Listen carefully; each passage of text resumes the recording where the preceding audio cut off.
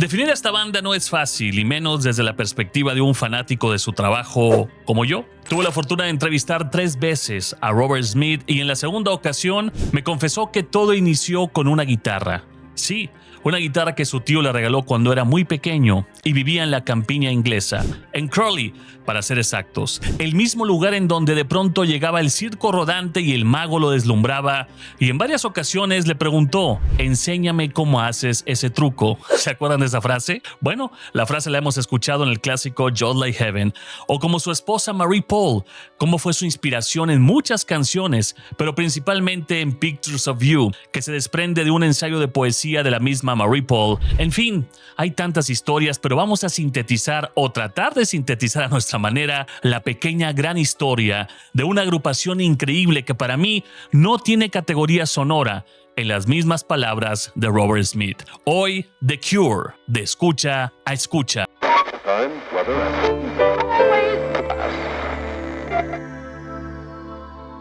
Viajemos en el tiempo a donde todo comenzó. Sí, era 1976, pero para 1973, Malice y The Obelisk ya habían sido parte de Robert Smith, y de todo esto nacería un proyecto cuyo primer nombre sería Easy Cure, formado por el mítico Robert Smith en la voz y la guitarra, junto con sus compañeros de la escuela del Notre Dame Middle School, Michael Dempsey en el bajo, Lol Durst en la batería y el gran ídolo local de la guitarra, el maestro Pearl Thompson. Comenzaron a escribir y hacer demos de sus propias canciones prácticamente de inmediato, a presentarse en circuitos locales, especialmente en el kiosco de la plaza central de Crawley, tocando durante todo 1977 prácticamente en el sur de Inglaterra, ante un número cada vez mayor de fanáticos que fueron entendiendo poco a poco la propuesta de Easy Cure. La banda tocó su último concierto con el nombre de Easy Cure el 22 de abril en el aula magna del Instituto Montefiore de Crawley. En mayo de ese mismo año, Smith rebautizó el proyecto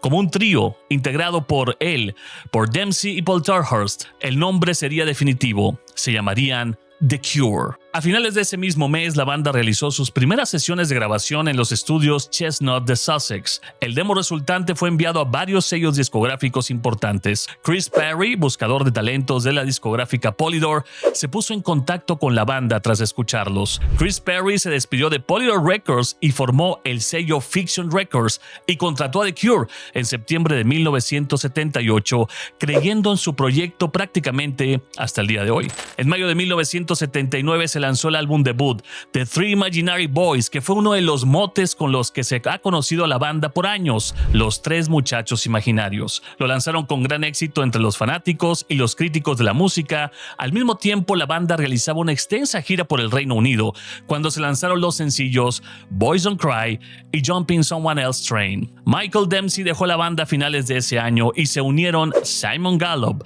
bajista y gran personaje de la escena punk, y Matthew Hartley en los teclados. A principios de 1980, el cuarteto se embarcó en una nueva exploración hacia el lado más oscuro de la composición de Robert Smith, tradicionalmente, y de esas ideas y momentos de inspiración surgió el álbum minimalista 17 Seconds, junto con su primer sencillo de gran éxito comercial, A Forest. Después de una intensa gira mundial, Matthew dejó el grupo y a principios de 1981, el ahora trío grabó el álbum de paisajes sonoros, atmosféricos y lúgubres titulado Fate, que incluía otro sencillo de éxito, Primary.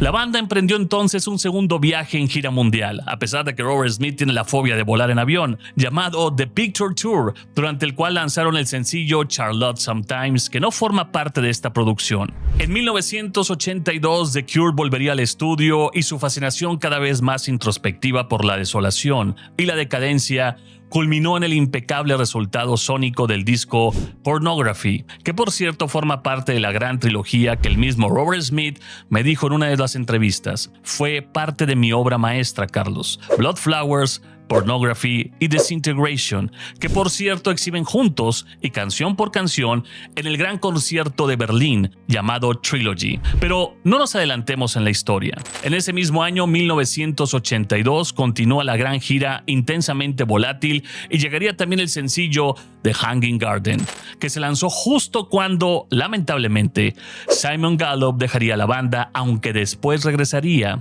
Después de haber superado una serie de recaídas por sus adicciones y temperamento poco común, Robert Smith sintió que tenía que cambiar las cosas y lo hizo, volviéndose a un sonido más pop y quizá más nuevo y comercial. En algunos de mis encuentros con Robert Smith le pregunté sobre la teoría y la categoría en la que la gente encrucijaba de pronto a The Cure, musicalmente hablando, y me dijo: no hay definición, Carlos. Puedo ir de A Forest y el llanto de una niña en el bosque a una canción de fiesta y amor como Just Like Heaven, exageradamente pop o fresa. Por eso te confieso algo, Carlos. No puedo definir en qué categoría voy. Palabras de Robert Smith. Pues bien, ya rejuvenecido, el dúo ahora de la banda The Cure lanzó su primer sencillo bailable, muy cursi y muy pegajoso para esa época, Let's Go to Bed, que por cierto hacen una gran coreografía los dos en el video. Y durante la realización del video que lo acompañó, forjó una colorida y duradera relación con el gran director y fotógrafo Tim Pope, que tiene una gran historia con la banda. Tim se convirtió en el fotógrafo y director de sus videos, el fotógrafo y director de cabecera de The Cure, intentando llevar las ideas de Robert Smith de lo sonoro a lo visual, con videos atrevidos y a veces difíciles de descifrar entre lo absurdo y lo sarcástico. Para ese año 1983, la banda continuó haciendo sencillos y llegó al dance y al electrónico y lo rítmico, sí lo puedes creer, con la canción The Walk, que de hecho se llegó a bailar como una canción en las discotecas y en los antros del momento, y es una de mis favoritas. Seguido por el sencillo de jazz basado en los dibujos animados de los Aristogatos, el clásico The Love Cats, cuyo video es divertido y delirante. Los tres sencillos y los lados B que acompañan fueron compilados y reeditados como el álbum Japanese Whispers. Para 1984 se publicó el disco The Top, una extraña mezcla alucinógena e irreal que contenía el sencillo psicodélico y contagioso The Caterpillar, una canción que crea una atmósfera fantástica entre coros y guitarras. Además, se embarcaron en la gira mundial Top Tour, que vio a la banda expandirse a un quinteto con la incorporación de Andy Anderson en la batería y Phil Tornelli en el bajo, además del regreso de Paul Thompson en la guitarra. Se crea el nuevo sonido de The Cure, que fue capturado en vivo para el disco Concert. Andy y Phil se fueron poco después de terminar la gira y fueron reemplazados por Boris Williams en la batería y el regreso magistral del maestro Simon Gallup en el bajo. Esta nueva formación, que volvería a reinventarse, comenzó a trabajar en el disco The Head on the Door. Y uff, qué disco, lanzado en 1985, con una sensación muy real de que algo estaba sucediendo diferente en la banda. El vibrante sencillo In Between Days y su video de la cámara colgante, como se le conoce, fue seguido por el clásico Close to Me y su sarcástico video de la banda dentro de un armario que cae al mar, además de una gira mundial que siguió. Ese verano la banda encabezó el festival de Glastonbury por primera vez, y un año de amplios conciertos y festivales fue coronado por la película de cine de concierto en vivo que realizaría Tim Pope, llamada The Cure in Orange, que retrata los aciertos en vivo de la banda y la cofradía que habían creado con su público. Para 1987 The Cure lanzó Kiss Me, Kiss Me, Kiss Me, un inmenso álbum doble de rango estilístico extremo y extraordinario. Y con la llegada de Roy O'Donnell a los teclados, el sexteto de The Cure recorrió el mundo con The Kissing Tour. Entramos a otro disco, lo que es para mí uno de los mejores trabajos del grupo. Siempre ha sido y será excitante, mítico y atmosférico el álbum Disintegration, que tiene una gran historia. Fue presentado como un demo en 1988 y se lanzó finalmente en 1989, y a pesar de ser un trabajo de poderosa grandeza melancólica, también dio lugar a 4 sencillos de éxito en las listas de Billboard. Fue en ese momento en el que la compañía discográfica retó a la banda, puso sobre la mesa el exigirles a la banda el gran dilema de que tenían que hacer música más comercial, y la respuesta de Robert Smith y la banda fue la siguiente: Disintegration, un éxito que nada tiene que ver con lo que la discográfica había solicitado. Se publicó el gran disco Mix It Up, cuya portada fue diseñada y pintada por el mismo Robert Smith. Para 1991 The Cure por fin obtuvo un merecido reconocimiento local con un premio Brit al mejor grupo británico. Llegó 1992, mi año, cuando producen Wish, un álbum rico y polifacético con una guitarra muy potente, aclamado por algunos como su mejor trabajo hasta la fecha. Este trajo 3 sencillos de éxito y una gira gloriosa prácticamente en todo el orbe, que fue la gira que los trajo a Monterrey, al Estadio estadio universitario y en donde se produjo mi primer encuentro en el autobús de la banda. Lo platicaré de la siguiente manera en resumen. Robert Smith, como ustedes saben, tiene fobia a volar.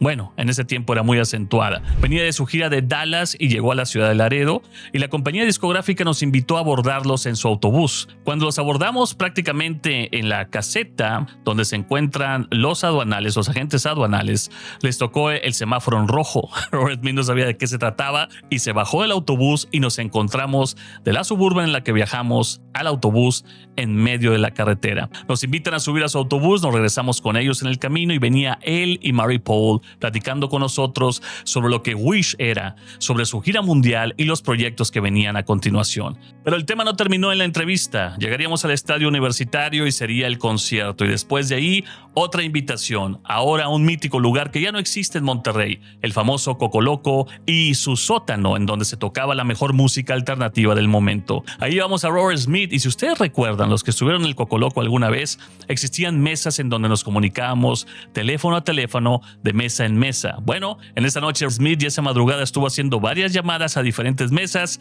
y la gente contestaba y les decía: soy Robert Smith, vocalista de The Cure, y la gente finalmente no le creyó. Bueno, es parte de las anécdotas de estas entrevistas y su gran gira Wish de 1992. Por cierto, esta producción o este disco Wish fue un gran éxito de ventas en todo el mundo. La gran potencia de los espectáculos inspiró el lanzamiento de dos trabajos en concierto en 1993, el disco y la película de concierto Show. Inmediatamente después de que terminara la gira, el guitarrista Pearl Thompson dejó la banda nuevamente y esta vez con una sonrisa, y The Cure encabezó el espectáculo Great Expectations de XFM en el Free Park de Londres como cuarteto. La banda también contribuyó con Burn a la película The Crow. Qué gran película, qué gran momento y qué gran clásico. Y realizó una versión de Purple Haze para el disco tributo a Jimi Hendrix, Stone Free. El álbum Wild Mood Swings, qué discazo, un disco con un sonido totalmente distinto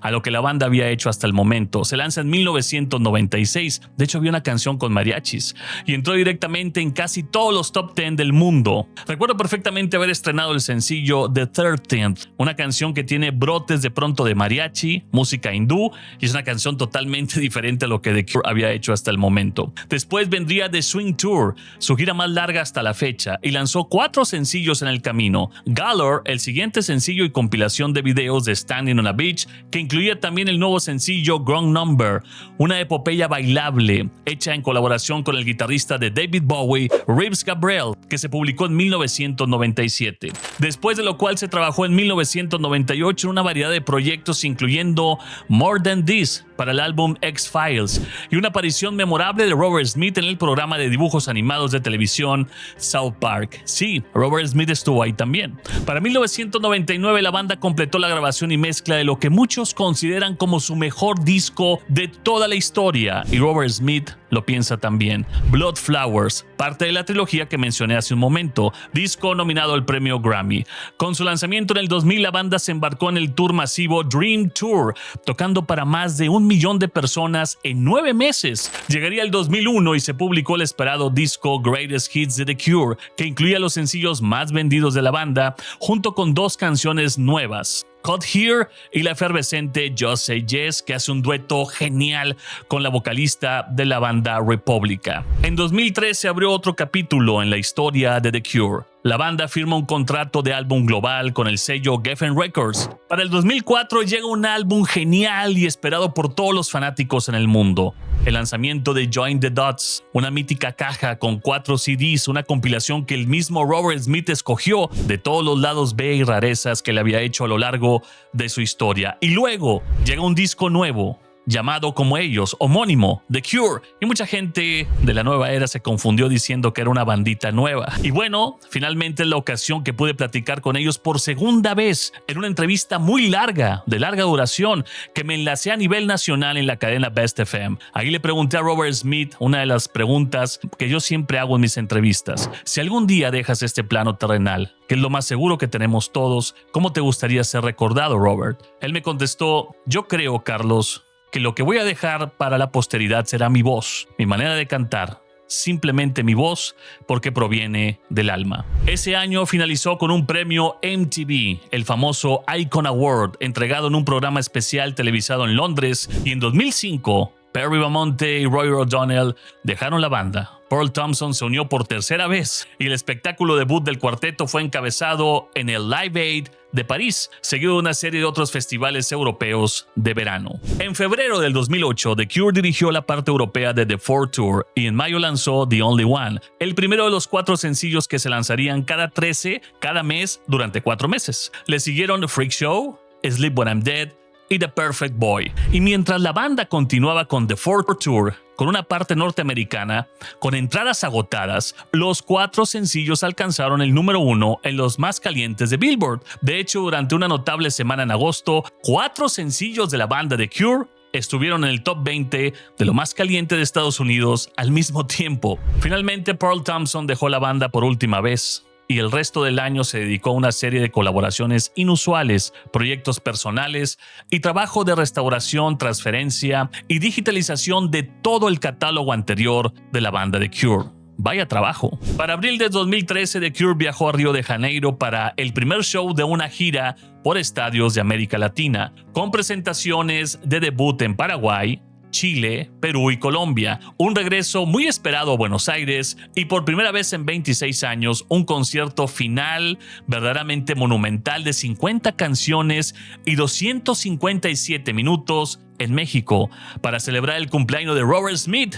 mientras que un terremoto de magnitud 5.9 sacudía el Foro Sol a su alrededor. Los 9 shows fueron filmados por el fotógrafo Tim Pope. Después de un tiempo sin actuar en concierto, la banda volvería con todo. El famoso The Cure World Tour, lanzado en 2016, que comienza en el mes de mayo con un par de noches en el New Orleans Lakefront Arena. Con el apoyo de Twilight Sad, la banda tocó 87 canciones diferentes para más de 1 millón de personas en 76 shows en 22 países y nunca tocaron la misma lista de canciones 2 veces. Los momentos más destacados incluyeron 3 conciertos fenomenales en The Hollywood Bowl. Hay mucho archivo sobre esta presentación, 3 más en el Madison Square Garden de Nueva York, otro viaje desenfrenado, Down Under, un regreso contundente al Festival ELW, todo coronado por un glorioso gran final. Sí, 3 noches de diciembre en el SSE Arena de Wembley de Londres. En 2017, Robert Smith remezcló y remasterizó discos de catálogo, además de escribir y grabar nuevas canciones. Llegaría 2018 y se seguía esperando un disco nuevo de la banda, que nunca llegó. Siguió la misma línea: escribir, editar, remasterizar, volver a ofrecer rarezas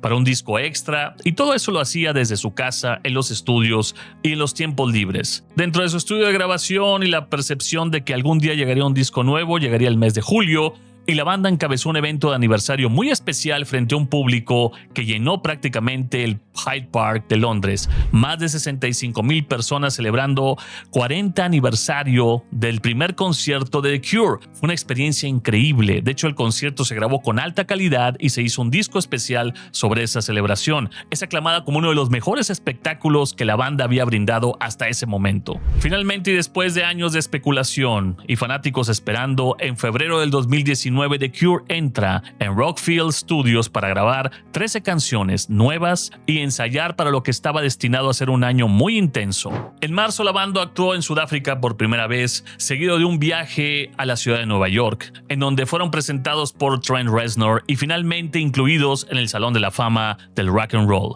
Algo impresionante de esa presentación es que estuvieron todos los miembros de la banda The Cure, los actuales, los pasados, y se hizo un homenaje especial a Andy Anderson, baterista de la banda, un tiempo que había dejado ya ese plano terrenal. Llegó el 2024 y la espera terminó. Finalmente Robert Smith tenía un disco nuevo que entregarnos. The Cure vuelve a firmar con Fiction Records, la compañía que los había lanzado prácticamente desde el inicio, y su lanzamiento muy esperado llegaría el 1 de noviembre, Songs of a Lost World. Un disco que hasta el día de hoy ha sido categorizado como uno de los mejores de la historia de la banda y el mejor o uno de los mejores discos del 2024. Una épica y sonora mezcla de las angustias, los sonidos y las esperanzas de Robert Smith. Ahora, hay una declaración muy fuerte que Robert Smith ha brindado para la humanidad. The Cure se va a desintegrar. ¿Pero qué fecha? ¿Qué día? ¿Cuándo es el momento? Bueno, ha lanzado la fecha y se las voy a dar hoy. Recientemente, en una larga entrevista publicada en su página oficial, el grupo o la banda, para poder ingresar hay que seleccionar la fecha de salida del disco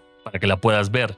1/11/2024. Y Robert Smith en esa entrevista dijo que todo llegará a su fin entre el 50 aniversario del grupo en 2028 o también el aniversario de su álbum debut en 2029. ¿Será? Pero está marcado el destino. Al parecer, quedan pocos años de tener a la banda The Cure, The Three Imaginary Boys, una banda que ha cautivado a muchísimos. Por ejemplo, Tim Burton algún día dijo que The Cure lo salvó de hacer caricaturas para Disney a dedicarse realmente a hacer cine. Ha inspirado a muchísimos artistas en el planeta y a mí en lo personal es una banda que me ha tocado en todos los sentidos. Hay una canción de The Cure que prácticamente escucho todos los días. Es un video que también tiene que ver con el sarcasmo de un hombre que tiene miedo a las alturas. De hecho, en el video se puede observar a Robert Smith asomándose en la orilla de un acantilado tratando de decir que no le da miedo la altura, pero al final del día es eso, el sarcasmo de su miedo más interno. Alguna vez platicando con él de los muchos encuentros que tuvimos, le dije, ¿cómo te fue en tu vuelo? ¿Qué tal? ¿Cómo vas con el tema de volar?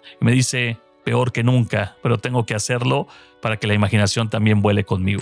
Bueno, pues hoy hemos llegado a esta especie de resumen, síntesis, no sé cómo llamarlo porque es muy difícil que en este tiempo podamos recrear, traer y tratar de hablar de todo lo que la banda ha hecho. Y estoy de acuerdo, se quedaron muchos datos en el tintero, muchas cosas que no platicamos, muchos sencillos que no exploramos, pero tendríamos que hacer muchas ediciones para tratar de ir a profundidad sobre esta gran banda que ha cautivado a todos y a muchos y que creo que será siempre un antes y un después, un parteaguas. Muchas categorías se le han dado, punk, góticos, underground, pero el mismo Robert Smith me dijo alguna vez que la categoría era simplemente algo que la gente tenía en la mente porque ellos eran originales de principio a fin. Mi nombre es Carlos, comparte con nosotros tus anécdotas con The Cure, tu canción favorita, lo que ha tocado en tu vida, como a mí, Just Like Heaven, la canción que todos los días escucho 2 o 3 veces. Y seamos parte juntos de estas pequeñas grandes historias de escucha a escucha.